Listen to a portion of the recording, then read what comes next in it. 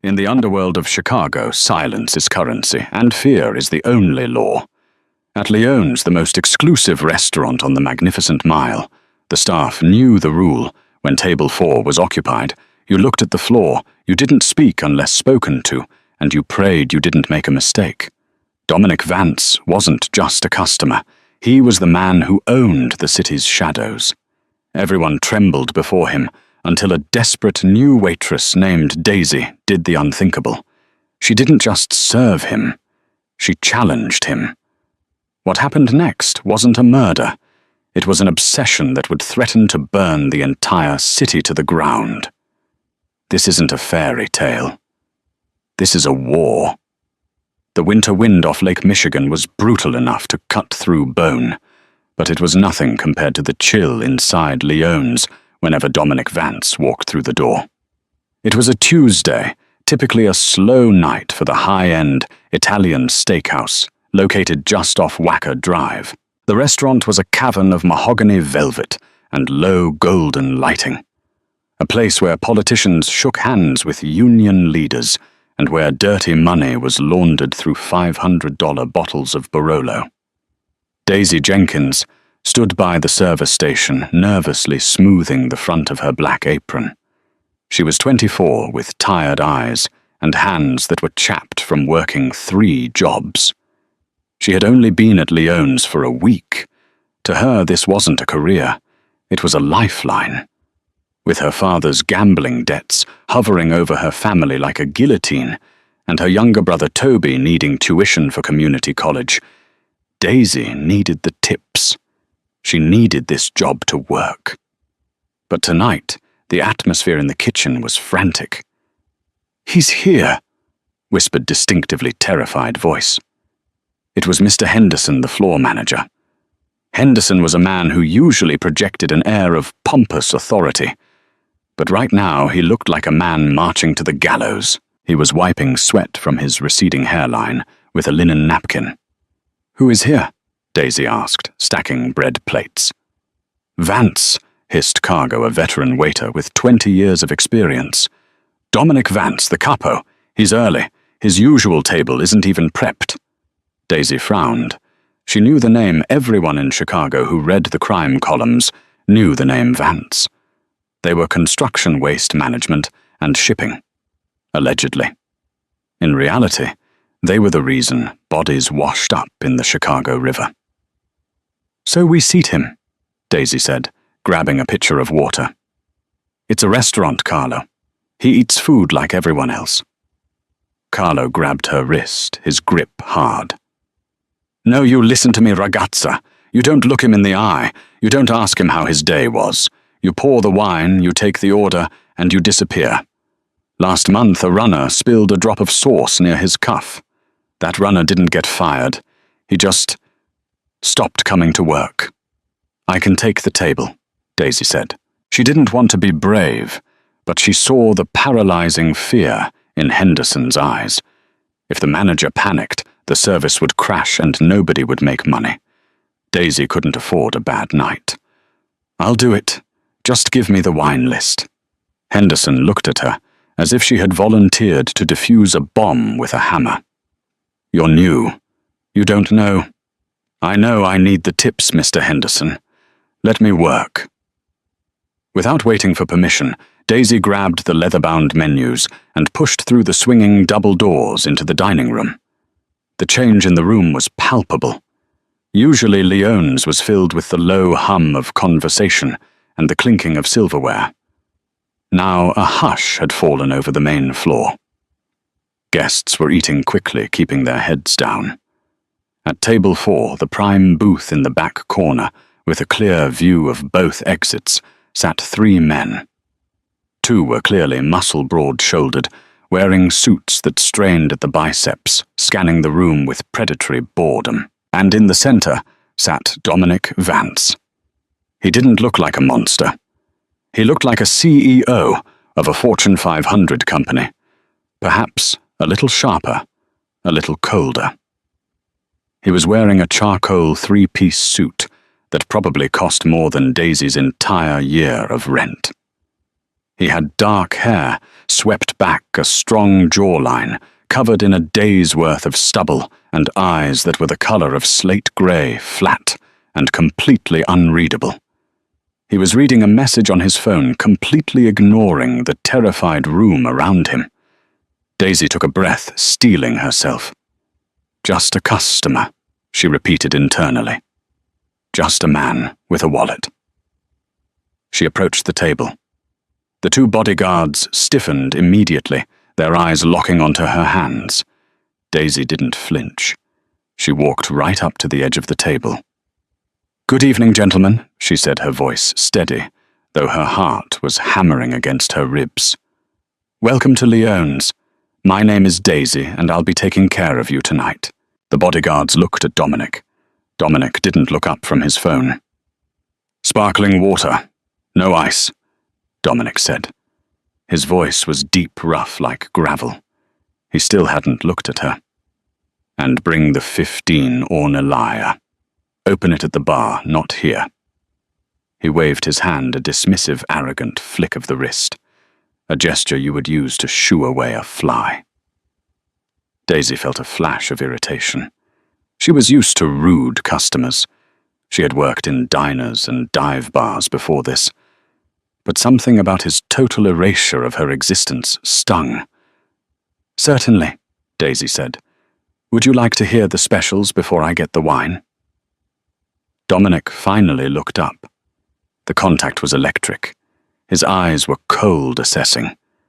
He looked at her not as a person, but as an object that was malfunctioning. "Did I ask for the specials?" he asked softly. The dining room seemed to hold its breath. "No," Daisy replied, holding his gaze. "But the osso buco is excellent tonight, and the chef has prepared a fresh sea bass that isn't on the menu." One of the bodyguards, a man with a scar running through his eyebrow, leaned forward. "The boss said water and wine. Go get it." "I heard him," Daisy said, not breaking eye contact with Dominic. "I'm just doing my job." Dominic stared at her for a long, uncomfortable second. Then a corner of his mouth twitched. It wasn't a smile. It was a crack in the ice. "Water. Wine," Dominic repeated slowly. "Go." Daisy turned on her heel and walked away, her back straight.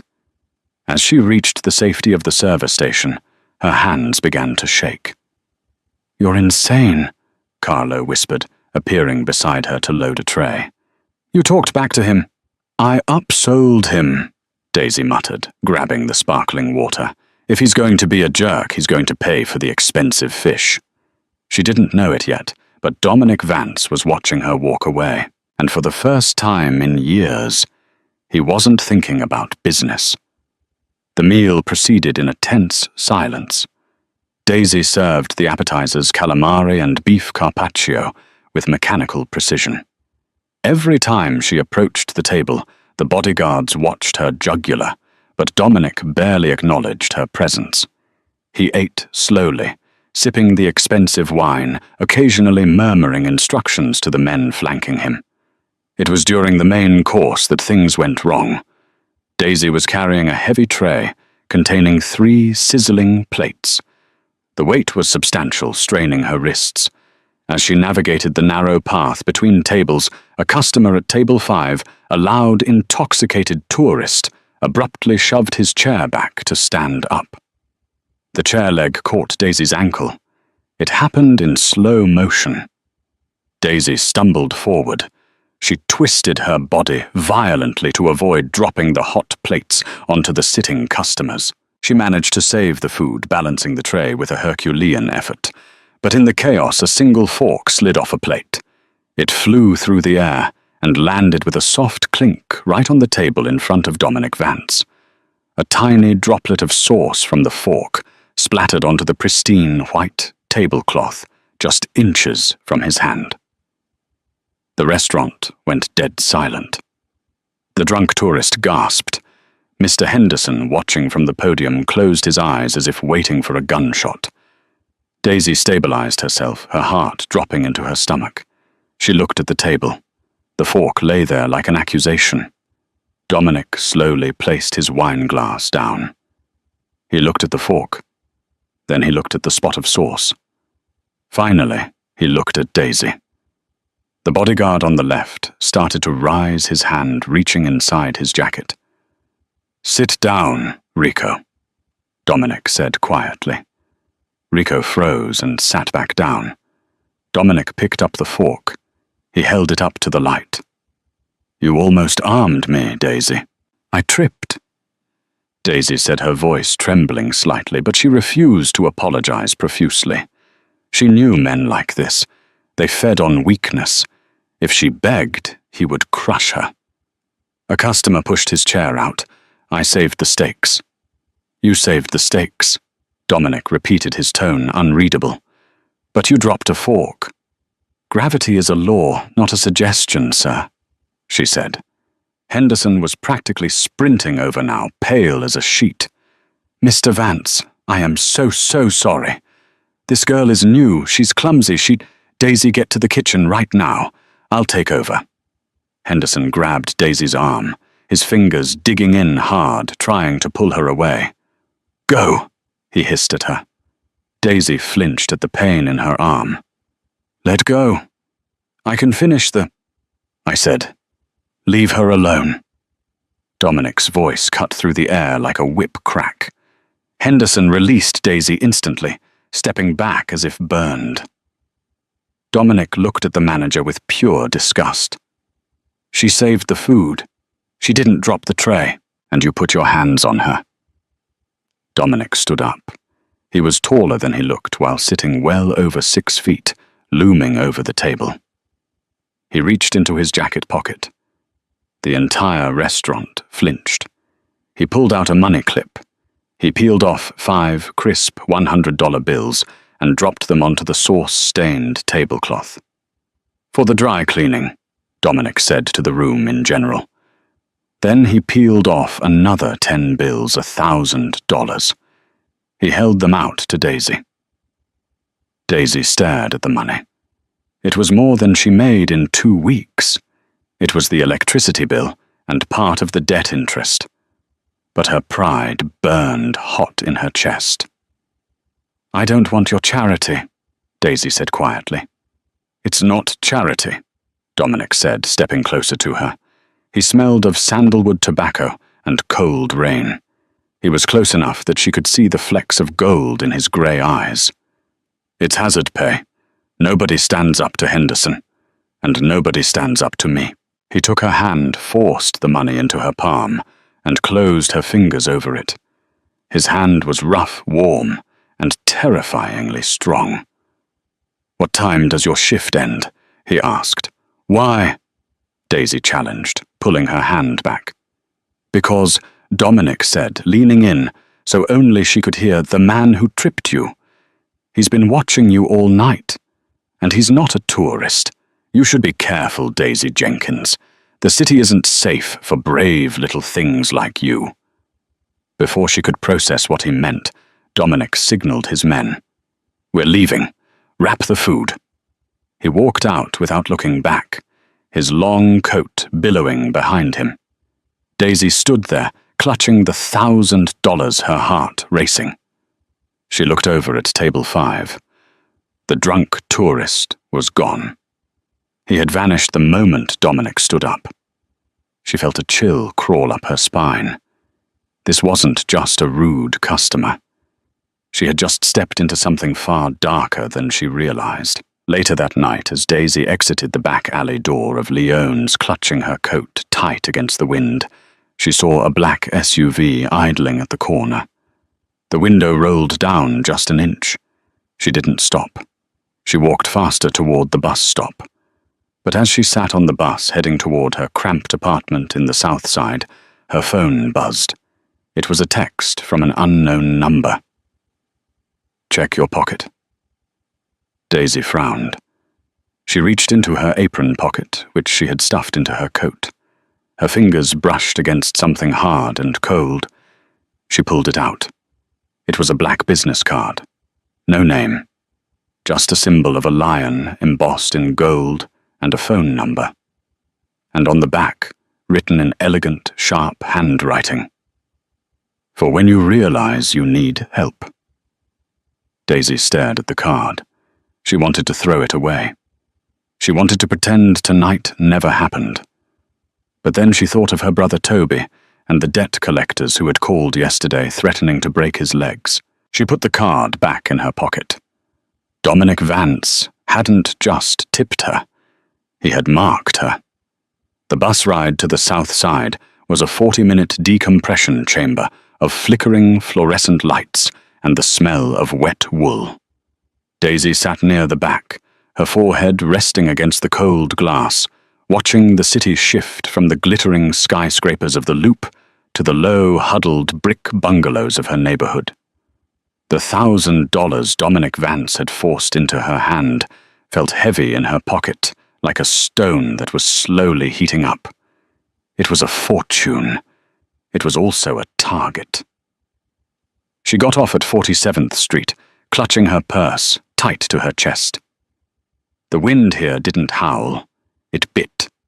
It whistled through the cracked pavement and the boarded-up storefronts. Daisy walked quickly, head down, navigating the familiar geography of poverty. Avoid the corner by the liquor store. Cross the street before the flickering streetlight. Don't make eye contact with the idling sedan. When she reached her apartment building, a 3-story walk-up with peeling beige paint, she exhaled a breath she felt she'd been holding since she left Leone's. She climbed the 3 flights of stairs, the scent of boiled cabbage and stale cigarette smoke growing stronger with every step. At apartment 3B, she unlocked the 3 deadbolts and slipped inside. "Toby," she called out softly.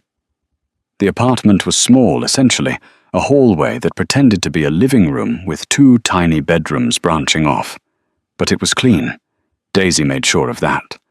No matter how tired she was, she scrubbed the floors. Poverty was unavoidable. Filth was a choice.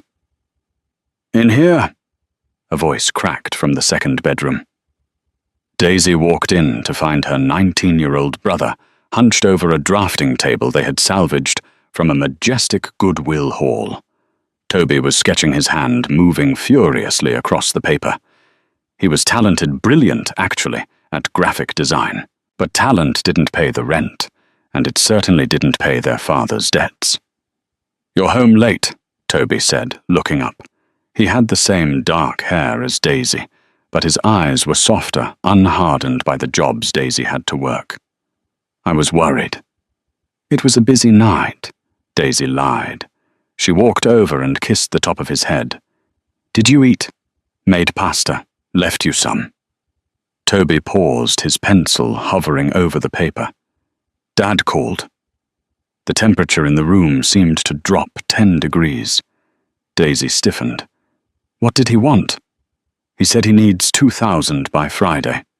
"Or..." Toby swallowed hard, his Adam's apple bobbing. "Or he said Kovac is going to send someone to the apartment. Daisy, who is Kovac?" Daisy felt a wave of nausea. Kovac was a loan shark who operated out of a scrapyard in the industrial district. He was a man who didn't deal in interest rates. He dealt in broken bones. "Don't worry about it," Daisy said, her voice sharp. Dad is exaggerating. I'll handle it." "How?" Toby stood up, frustration etching lines into his young face. "You're waiting tables, Daisy. I'm trying to find freelance work, but I said I'll handle it." She snapped, then immediately regretted it. She softened her voice. "Look, I had a good night tonight. A really good night. We're okay." She reached into her pocket to show him the cash to prove that miracles happened. Thud. The sound came from the front door. It wasn't a knock. It was a heavy, dull impact like a boot hitting wood. Daisy and Toby froze. Thud. The wood of the door frame groaned. "Get in the closet," Daisy whispered, pushing Toby. Her survival instincts, honed by years of dealing with their father's mess, kicked into overdrive. Daisy, no, now. She shoved him toward his closet and slammed the door shut, piling a laundry basket in front of it. She ran back to the main room just as the front door flew open with a splintering crash. The lock didn't just break. The jamb shattered. Two men stepped into the apartment. They were large, wearing heavy winter coats that added to their bulk. Daisy recognized the one on the left. It was the tourist from Lyons, the man Dominic had warned her about. He wasn't drunk now. His eyes were clear, cold, and dead. "Daisy Jenkins," the man said. His voice was flat, devoid of any accent or emotion. "And the brother? Where is the brother?" "He's not here," Daisy said, standing in the middle of her tiny kitchen, grabbing the handle of a cast-iron skillet from the drying rack. She held it with both hands, trembling, but ready to swing. "Get out of my house!" The second man, a brute with a shaved head and a neck tattoo of a scorpion, laughed. It was a wet, ugly sound. "She's got a frying pan, Mick. I'm terrified." Mick, the fake tourist, didn't laugh. He stepped forward, kicking a kitchen chair out of his way. "Your father Frank took a loan. 10,000. He paid back 2. He missed the collection yesterday." "I don't have $10,000, Daisy said, backing up until her hips hit the counter. "We know," Mick said, "but we know you work at Lyons now. Fancy place. Good tips." He took another step. He was too close now. Daisy could smell him stale coffee and violence. "Kovac likes a payment plan," Mick continued. "But since Frank is hard to find, we figure the children can pay. Every week you give us 80% of your tips. If you don't..." Mick looked toward the bedrooms. "If you don't, we break the boy's hands. Hard to draw with smashed fingers, isn't it?" Daisy swung the skillet. It was a desperate, pulled swing. Mick caught her wrist mid-air with terrifying ease. He twisted her arm behind her back, forcing a cry of pain from her lips, and slammed her face first into the kitchen counter. "Don't be stupid," Mick whispered into her ear. He pressed her face harder against the cold laminate. "We'll be at the restaurant every Friday night to collect. If you tell the management, we hurt the boy. If you call the cops, we kill the boy." He released her. Daisy slumped to the floor, gasping, clutching her wrist. Mick reached into his pocket and pulled out a photo. He tossed it onto the floor next to her. It was a picture of Toby taken through the window of this very apartment just yesterday. "Friday, Daisy," Mick said. The two men turned and walked out, leaving the front door hanging off its hinges, letting the freezing Chicago winter pour into the room. Daisy sat on the linoleum floor, her body shaking violently. She wasn't crying. She was past tears. She was in the cold, hard place where survival decisions are made. She waited until she heard their footsteps fade down the stairs. Then she crawled over to her coat, which had fallen off the hook during the scuffle. She dug into the pocket and pulled out the black card with the gold lion, for when you realize you need help. She looked at the shattered door. She looked at the bedroom where her brother was hiding. She dialed the number. The phone rang only once. "Yes." A male voice answered. Not Dominic. It sounded like the bodyguard, Rico. "This is Daisy Jenkins," she said, her voice sounding steadier than she felt. "He gave me this number." There was a pause. Hold. 10 seconds of silence. Then the gravelly, deep voice that had haunted her thoughts for the last 4 hours. "You called sooner than I expected," Dominic Vance said. "I thought you'd wait at least 24 hours. "They broke down my door," Daisy said. She didn't waste time with pleasantries. "They threatened my brother. Kovac's men..." "Yes, a man named Mick." "I know him," Dominic said. The line crackled with a low static. "Are you safe right now?" "I don't know." "Go to the window," Dominic instructed. "Look down at the street. Tell me what you see." Daisy stood up, her legs wobbly, and moved to the window. She pulled back the cheap curtain. There's a black sedan. It's been idling there for 10 minutes. "That's my car," Dominic said. "I sent them to follow you when you left the restaurant. I figured Kovac might make a move tonight. My men are outside. You're safe." Daisy felt a complex mix of relief and violation. He had her followed. "Come downstairs," Dominic said. "Bring the brother if you want, or leave him with my men. But you need to come see me." "Where?" "The driver will take you." The line went dead. Daisy spent 5 minutes explaining a sanitized version of events to a terrified Toby, telling him the men outside were private security. She hired a lie he barely bought, and that he was to lock the bedroom door and not come out. She ran down the stairs and out into the cold. The back door of the black sedan opened before she even reached it. The drive took 30 minutes. They didn't go to Leone's. They went into the heart of the financial district, pulling up to the rear entrance of an imposing limestone building that looked like a bank from the 1920s. The driver, a silent man with a neck thick as a tree trunk, escorted her to a private elevator. There were no buttons. He used a key card.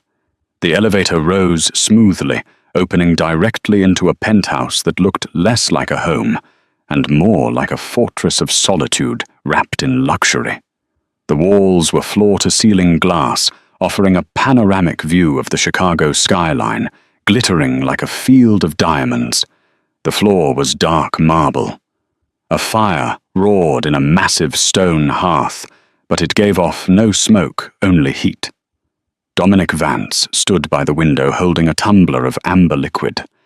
He had shed his suit jacket and tie. His white dress shirt was unbuttoned at the collar sleeves, rolled up to reveal forearms that were corded with muscle and marked with a faint, faded scar running down the left ulna. "Drink?" he asked, not turning around. "No," Daisy said, standing near the elevator doors. She felt incredibly small in this room, in her scuffed sneakers and cheap winter coat. Dominic turned.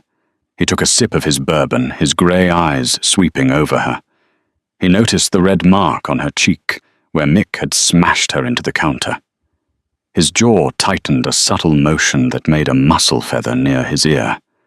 "They touched you," he stated. It wasn't a question. "They wanted to make a point," Daisy said. "Sit." Dominic gestured to a leather armchair near the fire. Daisy didn't sit.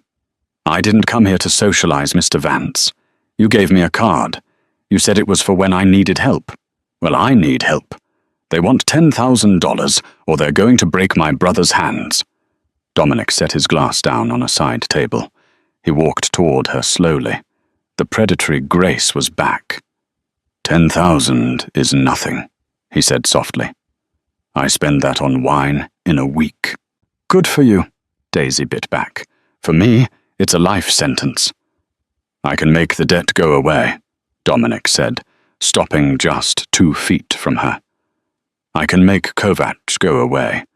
I can make it so that the name Mick is never spoken in this city again." "And what do you want?" Daisy asked. She looked him dead in the eye. "Men like you don't do favors, you do transactions." Dominic smiled. It was the first genuine smile she had seen from him. It was terrifyingly attractive. "You're smart. I like that." He walked around her, circling her like a shark. "You're right. I don't give charity. I buy assets." He stopped behind her, leaning in close enough that his breath stirred the hair near her ear. "I don't need your money, Daisy. I have enough money to burn this city down and rebuild it in gold. What I need is someone who isn't afraid of me." Daisy turned to face him. "Everyone is afraid of you." "Exactly," Dominic said. "Fear makes people stupid. It makes them lie." It makes them useless to me. But you stood at my table, looked me in the eye, and told me to wait for my wine. You have a spine." He walked back to his desk, a massive slab of obsidian, and picked up a file. "I have a problem," Dominic said, his voice turning strictly business. "There is a leak in my organization.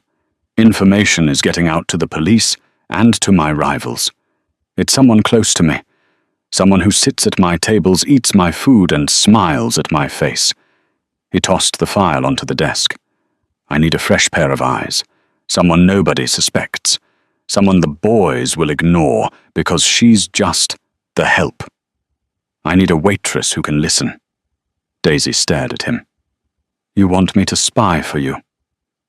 "At Leone's, not just at Leone's," Dominic said. "I have private events, dinners, poker games. I need a personal server, someone I can trust to pour the scotch and remember who said what when they think no one is listening. And if I say no?" Dominic shrugged. "Then you go back home. You deal with Kovac. You hope your brother learns to draw with his left hand." It was cruel. It was cold. But it was the reality. Daisy thought of Toby. She thought of the fear in his eyes when he hid in the closet. She thought of the sound of the door splintering. "If I do this," Daisy said, her voice shaking, "Kovac is gone forever." "Kovac will be a bad memory by morning," Dominic promised. "And my brother, he stays out of this. He never sees you. He never sees this world." "Done. And the debt? I'll buy it," Dominic said. "You won't owe Kovac a dime." He stepped closer, closing the distance again. The air between them crackled with a strange, heavy tension. "But understand this, Daisy," Dominic said, his voice dropping to a low rumble. "Once I buy your debt, you don't owe him any more. You owe me.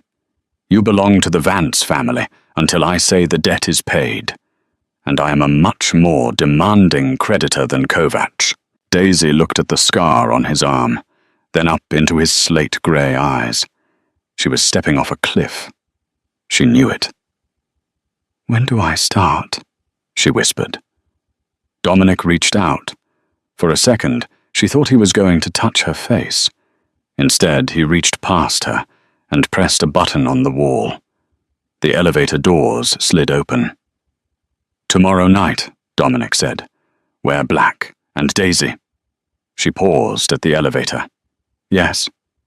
Don't ever drop a fork in my house again."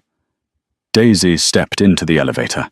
As the doors closed, cutting off the view of the penthouse, she saw Dominic Vance turn back to the window, watching the city he ruled, and now the woman he owned. The dress arrived at her apartment at 4 p.m. the next day. There was no note, just a garment bag, emblazoned with the logo of a boutique on Oak Street, where appointments were mandatory and prices were never listed. Daisy unzipped the bag in her dim living room. Inside was a black cocktail dress. It was modest, high neck, long sleeves, but the fit was predatory. It was designed to cling to every curve, turning the wearer into a silhouette. Alongside it was a pair of heels that looked like weapons, and a simple instruction sent via text, Leone's. Private room 2, 7:00 p.m. Listen. When Daisy walked into the back of Leone's that evening, the kitchen staff stopped. Even Carlo, who usually had a comment for everything, went silent. She wasn't wearing her apron. She wasn't one of them anymore. She had crossed the invisible line that separated the staff from the family. Mr. Henderson looked at her with a mixture of confusion and fear. He opened his mouth to bark an order, then saw the dress and the way she held her head. He snapped his mouth shut and pointed toward the heavy oak door at the back of the restaurant. Daisy took a breath, smoothed the fabric over her hips, and pushed the door open.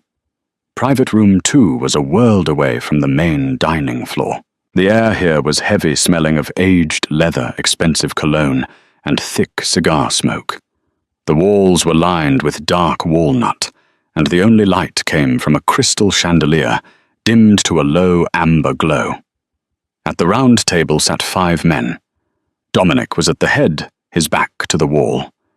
He was wearing a black dress shirt, the top button undone, looking relaxed but alert, like a panther lounging in a tree. To his right was Rico. To his left were 3 men Daisy didn't recognize, older, heavier, with eyes that shifted constantly. "Gentlemen," Dominic said, not rising. His eyes locked onto Daisy's. There was a flicker of something in his gaze, approval hunger. It was gone too fast to tell. "This is Daisy. She will be handling our needs tonight. She is exclusive to this table." One of the men, a thick-necked capo named Salvatore, with a diamond pinky ring, leaned back and grinned. His teeth were stained with tobacco. "New talent, Dom. She's a little skinny for my taste, but she's got eyes like a doe." "She's not for your taste, Sal," Dominic said. His voice was soft, barely a whisper, but the temperature in the room plummeted. "She's for the pouring of the wine. Look at the bottle, not the girl." Salvatore's grin faltered. He cleared his throat and looked down at his cards. "Right. The wine." Daisy moved to the sideboard. Her hands were trembling, but she forced them to be steady. She had opened thousands of bottles of wine. Corkscrew in twist, leverage, pop. A silent, smooth motion. She began to circle the table, filling glasses. She moved like a ghost. This was her superpower, the invisibility of the service industry. People didn't see the waiter. They saw the floating hand that refilled their drink. As she poured, she listened. "The shipment at the docks is delayed again." One of the men, a nervous guy named Paulie, muttered. "Customs is crawling all over Pier 4. Someone tipped them off about the crates." "Maybe you just pack sloppy, Paulie," Salvatore sneered, flicking ash onto the floor. "Dom, we're bleeding money on the unions. We need to push back." "We don't push until we know where the leak is," Dominic said, watching the amber liquid swirl in his glass. "If we push, we expose ourselves. We wait." "Waiting is weak," Salvatore challenged. The room went dead silent. "You didn't call Dominic Vance weak." Dominic slowly turned his head toward Salvatore. "Patience is a weapon, Sal. Impatience is how you end up in a landfill." Daisy was pouring water into Salvatore's glass. As she leaned in, Salvatore's hand shot out. He grabbed her wrist hard. His fingers were fleshy and hot. "Sweetheart," Salvatore said, ignoring Dominic's glare. "You missed a spot. My glass is dirty." It was a power move. He was testing Dominic's authority by touching what Dominic had claimed. Daisy froze. The pain in her wrist was sharp, reminding her of the bruise Mick had left the night before. But she didn't pull away. She stared down at Salvatore. "The glass is crystal, sir." Daisy said, her voice steady and cool. "If it looks dirty, perhaps it's the reflection of the person holding it." Paulie gasped. Rico choked on his water. Salvatore's face turned a violent shade of red. He squeezed her wrist harder, ready to snap the bone. "You little click!" The sound was small, mechanical, and terrifying. Dominic had placed a silver handgun on the table. He hadn't pointed it. He just set it down next to his wine glass, as casually as a spoon. "Let go of her, Sal," Dominic said. He sounded bored. "Or you'll be eating your dinner through a straw." Salvatore froze. He looked at the gun. He looked at Dominic's flat grey eyes. He released Daisy's wrist instantly. "Just a joke, boss," Salvatore muttered, wiping his sweaty palms on his napkin. "Just having fun." "Daisy," Dominic said, not looking away from Salvatore. "Come here." Daisy walked around the table to Dominic's side. "Give me your hand," he commanded. She extended her hand. Dominic took it. His grip was firm but gentle. He turned her wrist over, inspecting the red marks Salvatore's fingers had left on her pale skin. He ran his thumb over the skin, a touch that sent a jolt of electricity straight to Daisy's core. It was possessive. It was intimate. "Rico," Dominic said softly. "Get ice for her wrist." "I'm fine," Daisy whispered. "You're not fine." Dominic corrected her, looking up into her eyes. The intensity of his gaze made her knees weak. "You are my asset. Nobody damages my assets. Stand behind my chair for the rest of the night. If anyone needs a drink, they can ask you from there." Daisy stood behind him for the next 2 hours, her back against the walnut paneling. She watched everything. She watched who drank too much poorly. She watched who stayed sober, Dominic and Rico. And she watched Salvatore. She noticed that every time the conversation turned to the shipping routes, Salvatore didn't look at Dominic. He looked at his watch, and every time he looked at his watch, he tapped his left foot 3 times. It was a nervous tick, or a signal. By the time the meeting ended and the men filed out, leaving the room thick with tension, Daisy knew one thing for certain. Salvatore wasn't just rude. He was terrified. The door closed behind the last man. The room was suddenly vast and quiet. Dominic remained seated. He hadn't moved since the others left. He picked up his glass of wine, which had remained untouched for the last hour, and took a slow sip. "You can sit," he said. Daisy didn't sit. She walked over to the table and began stacking the dirty plates. It was a defense mechanism. Cleaning meant order. Order meant safety. "Stop cleaning," Dominic said. "The staff will do that." "Sit." Daisy placed the plates down and sat in the chair Rico had vacated to Dominic's right. Her wrist throbbed. "Tell me what you saw," Dominic said. He loosened his tie, pulling it free from his collar. He looked exhausted. For a moment, the mask of the invincible Don slipped, revealing a man carrying the weight of a crumbling kingdom. "Paulie is an idiot," Daisy said bluntly. "He drinks too much because he's scared of you, but he's loyal. He looks at you like a dog looks at its master." Dominic chuckled darkly. "Accurate. And the others? The one in the grey suit. He's just there for the money. He barely listened. He just agreed with whoever spoke loudest." "And Salvatore?" Dominic asked. The name hung in the air. Daisy hesitated. This was the point of no return. If she spoke, she was condemning a man. If she was wrong, she was useless. "He's the leak," Daisy said. Dominic didn't blink. "Why? He didn't drink," Daisy said. "He pretended to. He raised the glass to his lips every time you proposed a toast, but the liquid level never went down. He wanted to stay sharp." "That's smart, not guilty," Dominic countered. He checked his watch 4 times. Daisy continued, her voice gaining confidence. "At 7:15, 7:37:45, and 8 o'clock, exactly. Each time he tapped his foot. And he has 2 phones." Dominic's eyes narrowed. "2." He put his main phone on the table, but when he went to reach for his lighter, his jacket opened. There's a burner phone in his inside pocket. The light from the screen blinked once. It was recording. Dominic went very still. The air in the room seemed to vanish. He was recording the meeting. "Yes?" Daisy said. The light was green. Audio recording. Dominic stood up slowly. He walked over to the window that looked out onto the alleyway.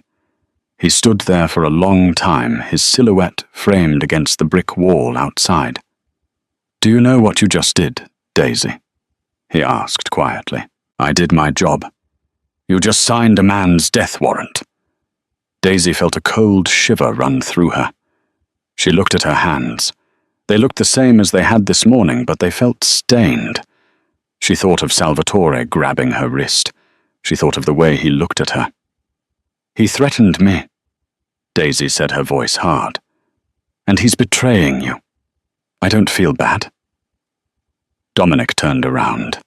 He looked at her with a new expression, respect. "Come here." He beckoned her to the window. Daisy stood and walked to him. He was standing close, the heat radiating off his body. "Look down," he said. Daisy looked out the window. In the alley below, under the yellow haze of a security light, she saw Salvatore walking toward his car. He was fumbling for his keys. Suddenly, two shadows detached themselves from the darkness. It was Rico and another man. Daisy wanted to look away, but she couldn't. It happened fast. There was no screaming, just a brief struggle, a flash of metal, and then Salvatore was being guided, dragged into the back of a waiting van. "He won't be coming back to Leone's," Dominic said. His voice was void of emotion. "Tonight we find out who he was recording for. Tomorrow the leak is plugged." He turned Daisy to face him. He placed his hands on her shoulders. His thumbs brushed against her collarbone, skimming the neckline of the black dress. "You have good eyes," Dominic murmured. "Dangerous eyes." "Is my debt paid?" Daisy asked, her heart hammering against her ribs. She was terrified of him, and yet she had never felt so alive. Dominic shook his head slowly. "The money." "Yes, that was pennies. But now you know my secrets, Daisy. You know how I operate. You know who dies and who lives." He leaned down, his face inches from hers. She could smell the bourbon on his breath. "You're in deep water now," he whispered. "You can't just walk away. If I let you go, my enemies will find you. They'll torture you to get to me. So I'm a prisoner." "No," Dominic said. His hand moved up to cup her jaw, tilting her head back. "You're protected. There's a difference." "It doesn't feel different," Daisy challenged him. Dominic's eyes dropped to her lips, then back to her eyes.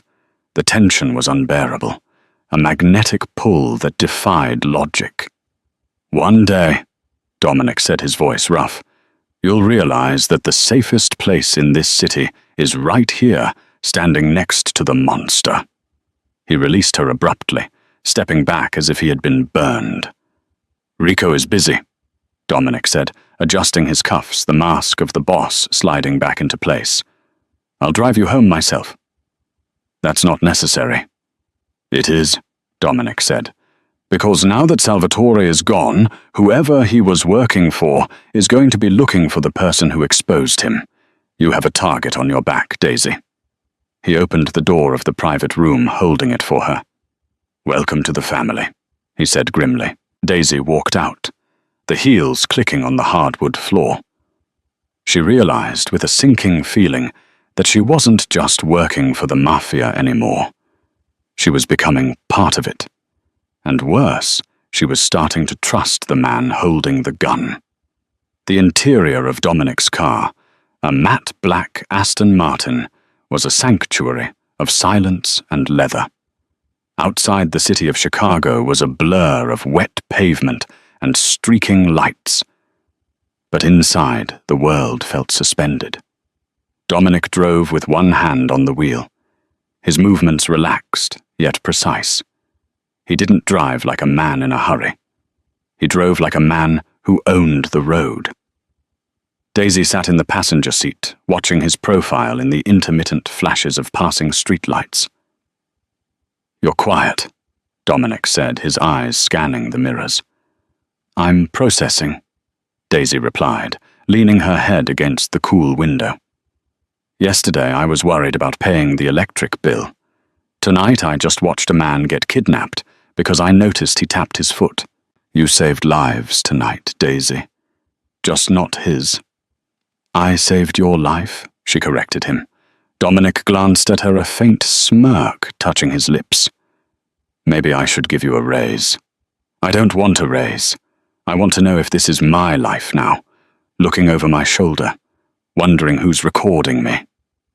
Dominic downshifted as they approached a red light in a deserted industrial corridor near the river. The engine growled low and deep. "You don't have to look over your shoulder," Dominic said, his voice dropping an octave. "That's what I'm for." The light turned green. Dominic didn't move. Daisy frowned. "Green means go, Dominic." "Hold on," he said sharply. His relaxed demeanor vanished instantly. His muscles coiled tight beneath his shirt. He had seen something she hadn't. A sedan parked across the intersection had its lights off. Then blinding high beams flooded the cabin.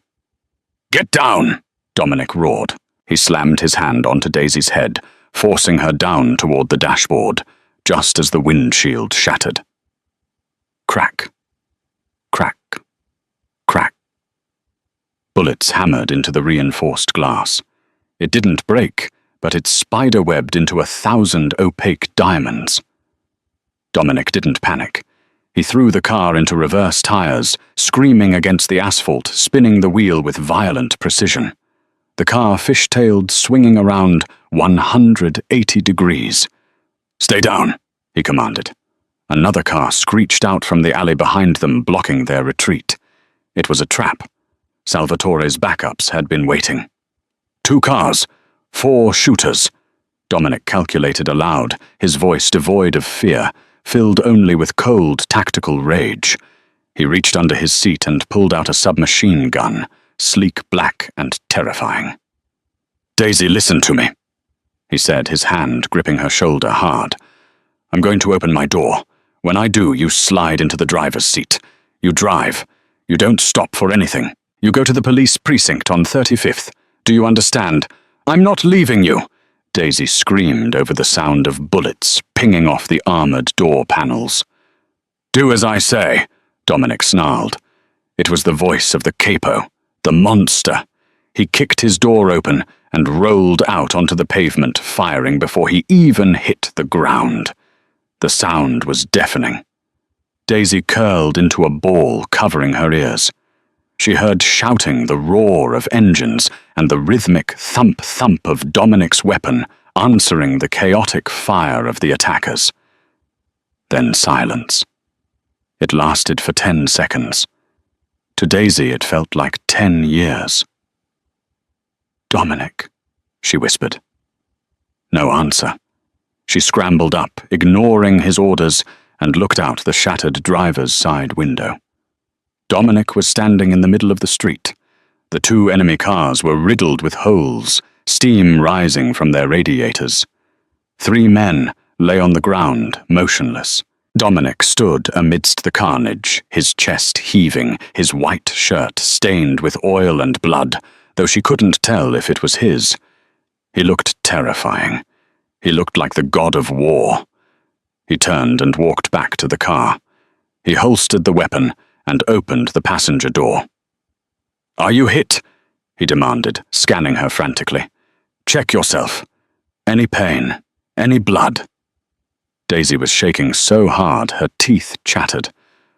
I think I'm okay. You're bleeding." There was a graze on his cheek, a line of crimson running down to his jaw. "It's nothing," he said. He reached in and unbuckled her seatbelt. Then, before she could react, he pulled her out of the car and crushed her against his chest. It wasn't a hug. It was a desperate claim. His arms wrapped around her like iron bands, burying his face in her hair. He smelled of gunpowder and copper, but underneath it, he still smelled like sandalwood. "I told you," he whispered into her hair, his voice rough and shaking with adrenaline. "Nobody touches you. Nobody." Daisy wrapped her arms around his waist, holding on for dear life. She realized then that there was no going back to the diner. No going back to the electric bills and the quiet life. She pulled back and looked up at him. The streetlights flickered overhead, illuminating the destruction around them. "You're crazy," she said, tears finally spilling over. Dominic wiped the tear from her cheek with his thumb, smearing a trace of his own blood on her skin. A blood oath. "I'm a Vance," he said simply. "And you, Daisy Jenkins? You're mine now." He leaned down and kissed her. It was fierce tasting of danger and survival. It was a kiss that sealed her fate. As sirens began to wail in the distance, Dominic pulled away, grabbed her hand, and led her toward the driver's side. "Let's go home," he said. Daisy didn't ask which home. She knew, wherever he was, that was where she was going. She got into the car, the glass crunching under her feet, and prepared to ride into the darkness with the devil himself. And that is where we leave Daisy and Dominic, for now, standing in the wreckage of a failed ambush, their fates sealed in blood, and a single desperate kiss. Daisy started as a waitress, afraid to spill a drop of wine, and now she's riding shotgun with the most dangerous man in Chicago. But the war for the city is just beginning. Who sent the hit squad? What will happen when Dominic's rivals find out he has a weakness, and can Daisy really survive in a world where lovers is just another word for target practice? If you enjoyed this story and want to see the next chapter of the Mafia boss and the waitress, you know what to do. Smash that like button. Let's aim for 5,000 likes on this video.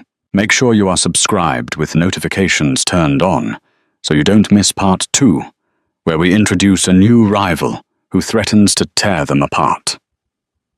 Comment below. Do you think Daisy should run, or should she embrace her new role as the queen of the underworld? Thanks for listening, and until next time, stay safe.